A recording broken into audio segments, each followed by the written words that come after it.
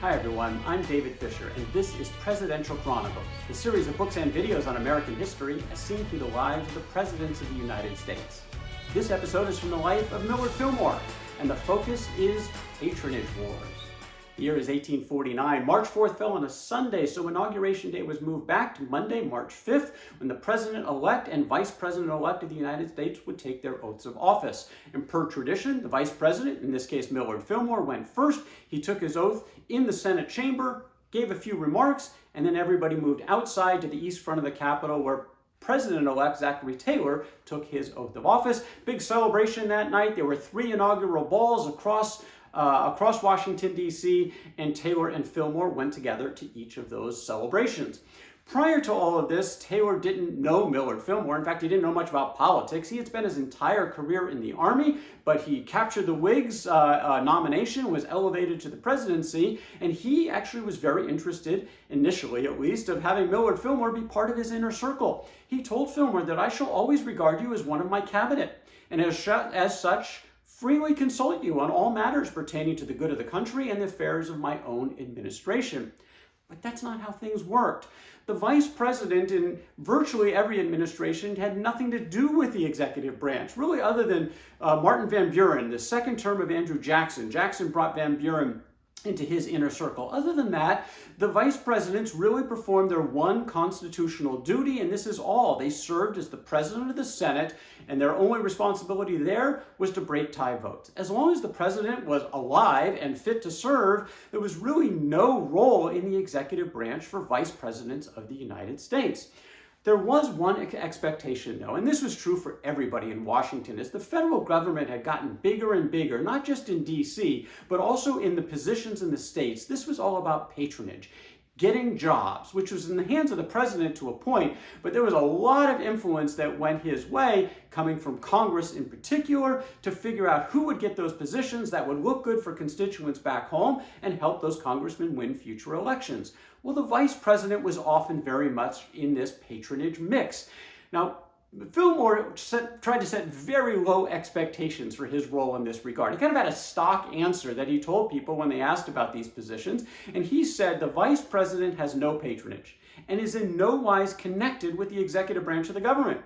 The appointing power is exclusively in the president and Senate and the heads of the several departments. I am not a constitutional advisor of either. My official duties will be such that I shall probably have little personal intercourse with either. Now, this was a true statement, an accurate reading of the Constitution, but it was not the expectation. The expectation, particularly the people in New York, was that Fillmore was going to come through with political positions and get those patronage assignments. He had one big problem in the state of New York. His old friends and now political rivals, Thurlow, Weed, and William Seward, they wanted the political patronage. And these were all Whigs from the state of New York, but they were very much different factions. And Weed had actually been an early supporter of President Taylor, and he thought he might be able to actually move around Fillmore and get those positions for his people and not the vice presidents. Well, the 3 actually met before Fillmore left for Washington. This was Weed, Seward, and Fillmore, and they agreed to cooperate on appointments and making recommendations to the president for these patronage positions. But in reality, that was not the case. And Weed was looking to go around Fillmore directly to the president, and it was starting to come through as the appointments started to come out. One by one, it was Weed's people, not Fillmore's, who were getting the big jobs. One of the biggest ones is the powerful job of the collector of the Port of New York, one of the most important, most powerful positions in the entire federal government. Treasury Secretary William Meredith made the recommendation to the president, and he went to Weed's man, not Fillmore's. Then things got even closer to home. The Marshal of the Northern District of New York, right in the backyard of Millard Fillmore, this was taken from him. It went to Weed's man, and Fillmore's now starting to get angry. He personally complained on this one to President Taylor, but Taylor deferred to his cabinet for the selection, and within a few weeks, Seward was one of the ones who was celebrating. He told Weed, well, the beginning has been successful beyond anticipation. Things have ripened until suspicion has given place to confidence and weakness to strength. The cabinet are sound, the senators wise, they are celebrating, but Weed wasn't satisfied. There was still angst in the New York delegation between Weed and Fillmore over these different positions, so Weed decided to take his machinations to a whole new level. He met with President Taylor and he slyly made a suggestion. To solve all this, why don't you put the patronage into the hands of the governor of the state, who happened to be Hamilton Fish? And Taylor thought this was a great idea. Maybe there'd be peace in New York because sort of this independent arbiter, the governor, the man elected by the people, helped make these patronage decisions.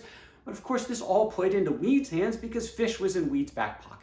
And this all really came to a head when the collector for the Port of Buffalo, truly the backyard of Millard Fillmore, came up, and Fillmore really wanted this position for his friend William Ketchum. Weed wanted Levi Allen. What did Taylor do? He looked to Governor Fish. Fish sided with Weed. Weed was so excited and thrilled at this, he made the comment that we could put up a cow against a Fillmore nominee and defeat him after he got Allen that position in Buffalo. Well, look at how far the Vice President of the United States had fallen. He got into this lofty position, and he can't even bring home the collector in his hometown as a patronage assignment. And his supporters started to get pretty angry with him. They wanted these jobs. The New York press was really hounding him. People were deserting him, and it was somewhat deserved because he was not delivering. Eventually, he took matters into his own hands and again went directly to the President of the United States. December 17, 1849, he had a one-on meeting with President Taylor that he recounted in a letter to his friend Nathan Hall the very next day. And he said, "I desired to know if I was to be treated as a friend or foe, whether I was to expect the confidence due to a trustworthy associate or was to be treated with the suspicions due an enemy. I was determined that the thing should no longer remain in doubt, and that the president should know that I did not believe that all his cabinet were friendly to me. We conversed long and plainly. I cannot now doubt his friendship and confidence." He came away optimistic, but frankly, nothing changed. He was mostly shut out. He had fundamentally lost the patronage wars to Thurlow, Weed, and William Seward. Now, this aside, there were many more important things going on as, frankly, the country was in trouble, starting to fracture. Topic of slavery expansion. Big issues about these new territories coming in from Mexico after the Mexican War. Front and center in this debate, the United States Senate. The presiding officer, Millard Fillmore. And that's a story for another day. That is Millard Fillmore and Patronage Wars from the life of Millard Fillmore. For more presidential chronicles, check out my books on Amazon.com. And don't forget to subscribe to my YouTube channel. Until next time, I'm David Fisher, and this is Presidential Chronicles.